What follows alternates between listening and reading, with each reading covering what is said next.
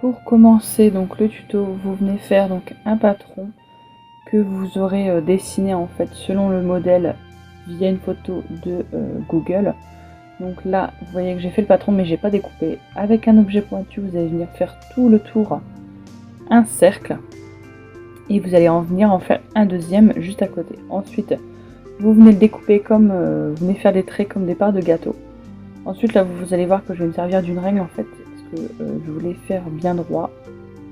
Donc là, vous partagez les parts que vous venez de faire, vous les partagez encore en deux. Donc vous refaites un trait, donc 2 parts par quartier.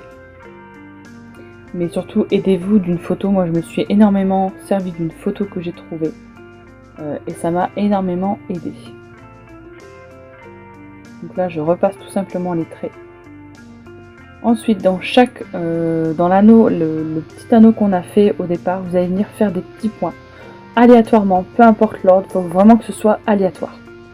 Ensuite là on va venir faire les symboles. Donc sur chaque partie il y a un symbole différent. Donc je vous ai pas détaillé complètement les symboles en fait, parce que comme sur l'image que j'ai trouvée on les voyait pas forcément super bien. J'ai fait vraiment selon l'image, donc pareil je vous conseille toujours d'utiliser une image de référence. J'essaierai de vous en mettre une en barre d'infos. Mais voilà, une image de référence, c'est super. Donc, une fois tous les symboles faits, vous passez tout simplement à l'étape des petits triangles vers l'extérieur. Donc là, je découpe. Voilà. Donc, selon le patron qu'on avait fait préalablement, en fait, j'ai pas découpé tout simplement pour ne pas déformer la forme. C'est pour ça que j'ai fait tout le traçage et qu'ensuite j'ai découpé. Donc là je me suis servi d'un pot de yaourt pour vraiment découper bien droit, faire un beau cercle au milieu. Mais si vous êtes plus habile que moi, vous pouvez le faire directement à la main. Donc là pour former les triangles, vous venez tout simplement prendre un petit bout de pâte dans votre main, vous venez le former en forme de triangle, vous venez la positionner, vous remettez bien les bords bien droits. À l'aide d'un objet en silicone ou de votre scalpel, vous venez creuser un petit peu sur le côté. On vient ensuite enlever le bout de la pointe du triangle et on vient y apposer 2 petites boules. Et donc vous faites ça pour les 4 côtés. Et vous mettez en cuisson. Donc pour faire l'intérieur de l'horloge, vous allez venir aplatir de la pâte argentée que vous allez venir découper, donc plus petit que le cercle précédent. Là, vous allez venir y découper un triangle dans de la pâte dorée. Vous le mettez sur le côté. Vous prenez le même patron et vous venez découper le triangle à l'intérieur du rond d'argenté. Donc là, faites bien attention de bien découper bien droit. Ensuite, vous enlevez le triangle argenté et vous le remplacez par le triangle doré. Là, je me suis aperçu qu'il était un tout petit peu trop grand pour rentrer. Donc je l'ai tout simplement ajusté pour qu'il rentre pile poil dans le triangle. Donc là, vous lissez bien en fait pour que les deux pattes se soudent. Et vous venez bien lisser les bords avec l'emporte-pièce que vous avez sous la main. Ensuite, vous allez venir décoller ceci du plan de travail. Avant, vous venez faire un petit trou avec un emporte-pièce. Ensuite, vous venez gratter. Donc là, je me sers d'un outil avec des picots. Mais vous pouvez très bien prendre un cure-dent et faire ligne par ligne. Donc là, moi, j'ai fait avec l'outil, c'est beaucoup plus rapide. Et donc, vous venez gratter en arc de cercle pour donner des petites formes cylindriques, en fait, sur le fond. Donc, vous faites ça tout le tour jusqu'à arriver au milieu. Vous pouvez même en faire sur le rond. Là, moi, je ne vais pas en faire, mais vous pouvez très bien, vu qu'après le rond, on va l'enlever. Donc là, vous allez positionner votre rond de pâte sur un support à peu près de la même taille. Et en fait, vous voyez que je l'ai creusé pour lui donner cet effet de bombée. Et donc, vous passez, par contre, vous prenez un élément en métal ou en verre. Donc là, moi, c'est un petit pot en verre. Donc, vous l'ajustez bien pour qu'il y ait une belle forme bombée. Et vous le passez au four.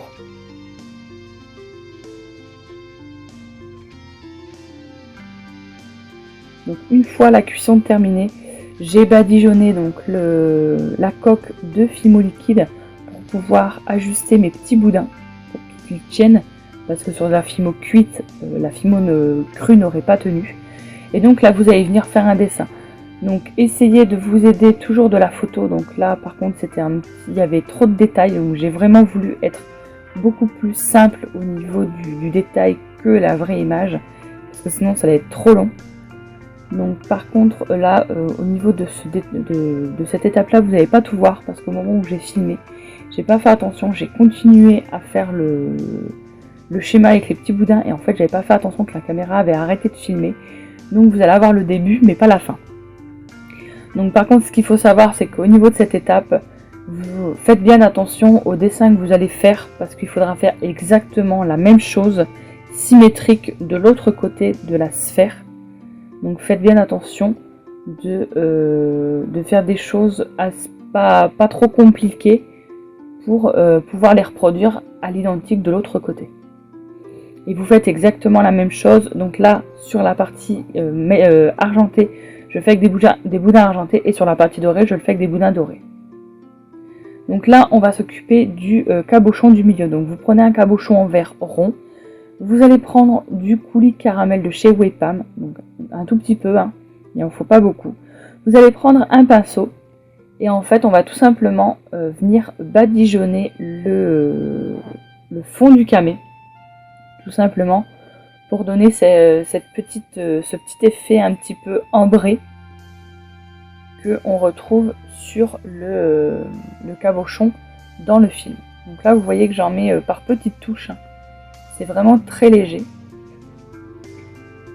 Vous peignez pas le camé, hein, vous mettez vraiment ça aléatoirement pour vraiment donner ce petit côté ambré au cabochon. Donc là vous voyez que j'y vais par touche en fait, pour faire comme des petits, comme s'il y avait eu des petites bulles d'ambre dans le camé. Vous passez au heat gun, ou alors vous attendez que ça sèche. Moi je l'ai passé au heat gun. Ensuite vous prenez de l'encre à alcool couleur rouge, et pareil, donc là par contre vous venez peindre le cabochon. Donc vous voyez que je peins par dessus la couleur caramel que j'ai mis tout simplement. Donc là vous n'hésitez pas à en mettre une bonne couche pour vraiment faire ressortir le rouge, et pareil vous mettez à sécher. Soit vous attendez que ça sèche naturellement, soit vous pouvez le sécher au heat gun comme c'est une fine couche. Donc ensuite on va passer à l'étape de l'installation du cabochon. Donc vous prenez deux emporte-pièces, un plus grand que le trou de la sphère et un petit peu plus petit que le cabochon. Vous allez venir voir si le cabochon s'insère. Donc vous voyez que ça passe un petit peu au-dessus du cabochon, mais c'est normal, c'est tout simplement pour le faire tenir. Donc là vous voyez qu'au départ je l'avais collé et j'ai voulu le mettre comme ça, mais ça n'a pas fonctionné au départ. Je voulais l'ajuster comme ça, mais vous voyez que ça ne fonctionne pas. Donc j'ai placé la pâte, j'ai ensuite enlevé le cabochon. Donc là j'ai enlevé la pâte, j'ai enlevé le cabochon, et je vais poser la pâte sans le cabochon.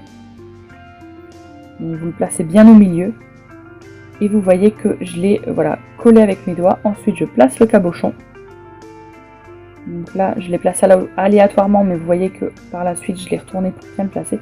Et donc là vous voyez que je viens coller la pâte à l'aide d'un outil ou avec vos doigts pour bien souder la partie qu'on vient de faire sur la demi-sphère qu'on a fait précédemment, pour vraiment bien coller le tout et bien sceller le tout pour pas que le cabochon s'en va par la suite.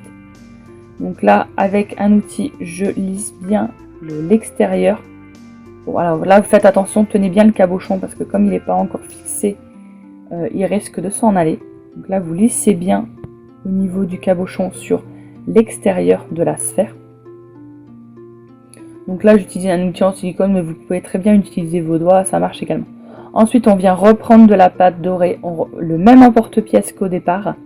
Donc on refait exactement la même chose qu'au départ quand on a voulu mettre le cabochon, sauf que là c'est juste pour sceller le cabochon, pour ne plus qu'il bouge.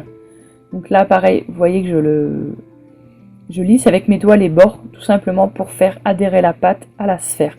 Donc je reprends l'outil tout à l'heure avec un ball tool, enfin vraiment ce que vous avez sous la main, pour que le cabochon soit bien scellé, soit bien fixé, pour qu'il ne bouge plus. Donc là, tous les outils. Alors veillez bien à ce que on voit toujours le camé, hein, parce que c'est ce qui va rendre la création beaucoup plus jolie. Veillez bien à ce qu'on voit toujours le camé.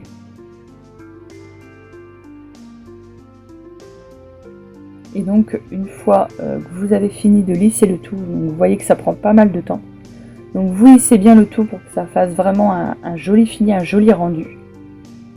Et donc une fois l'étape, donc surtout bien relissée à l'extérieur, et une fois toutes les étapes terminées, vous pouvez le passer au four. Donc pas besoin de le remettre sur le support en métal du départ, hein. Comme la forme de la sphère est prise, vous pouvez le mettre comme ça directement sur votre plaque, ça ne risque pas de s'affaisser, il n'y a pas de souci.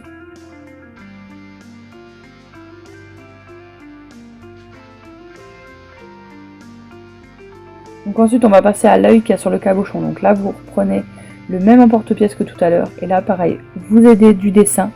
Donc là c'est si je ne me trompe pas, c'est l'œil d'Horus. Donc vous venez le dessiner, donc là vous voyez que je me sers d'un mini emporte-pièce, mais vous pouvez très bien dessiner le rond à la main. Et donc toujours en m'aidant de la photo de l'horloge, je viens tout simplement dessiner l'œil, donc à main levée à l'aide d'un dotting tool. Ensuite il suffira de venir le découper avec le scalpel. Donc là c'est la partie qui est juste en dessous de l'œil. Et donc tout simplement avec le scalpel, je viens découper les parties qui sont en trop de l'œil.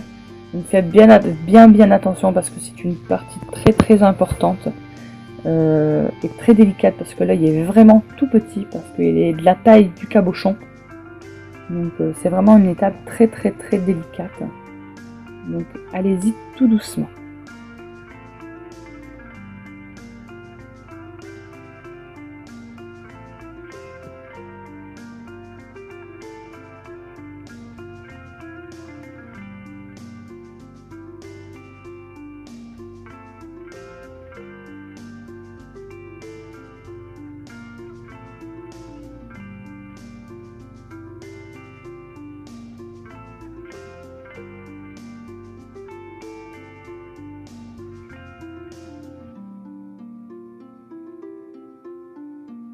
Donc là, il ne vous reste plus qu'à le positionner sur la demi-sphère. Donc soit vous repassez la création au four, soit si vous ne l'avez pas encore passé de l'étape précédente pour fixer le cabochon, vous pouvez cuire le tout, mais vous pouvez le repasser une troisième fois au four, il n'y a aucun souci. Et donc on va passer à la dernière étape. Donc vous voyez que j'ai accroché le tout sur une plaque translucide, donc pour vraiment fixer le tout et garder la transparence au niveau du cabochon. Donc là on va passer à la partie on va passer à la patine. Donc sur tout le tour doré où on a fait les symboles précédemment, vous venez mettre de la peinture sur tout le tour et vous venez tout essuyer, et vous allez voir que la peinture va vraiment rester uniquement dans les signes qu'on a fait et les petits points qu'on a fait précédemment. Donc c'est ce qu'on veut pour vraiment donner du relief à la création. Donc surtout bien frotter pour garder l'effet bien doré. Donc vous faites ça tout le tour, et ensuite on fera ça au niveau de la partie où on a fait le décor sur la demi-sphère.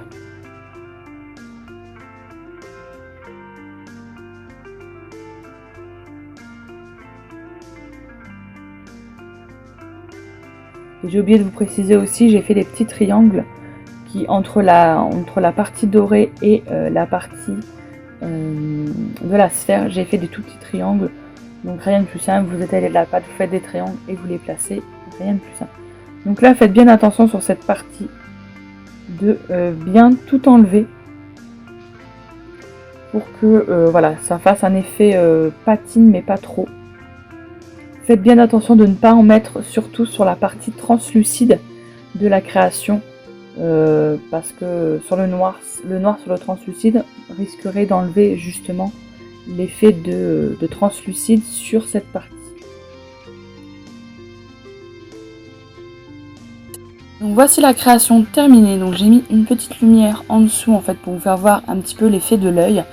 Donc j'ai adoré faire cette création parce que j'adore Tomb Raider, que ce soit l'univers du film ou l'univers du jeu vidéo. C'est vraiment un univers que j'adore depuis toute petite. Donc ça a été vraiment un réel défi de faire cette horloge parce que c'était la première fois que je la faisais. Et quand j'ai fait le tuto, c'était la première fois, il n'y a pas eu d'essai avant. Donc j'espère vraiment que ça vous aura plu. Je vous invite à aller voir tous les tutos des autres membres de la team. Et je vous fais d'énormes bisous et je vous dis à très bientôt pour une prochaine vidéo. Bye!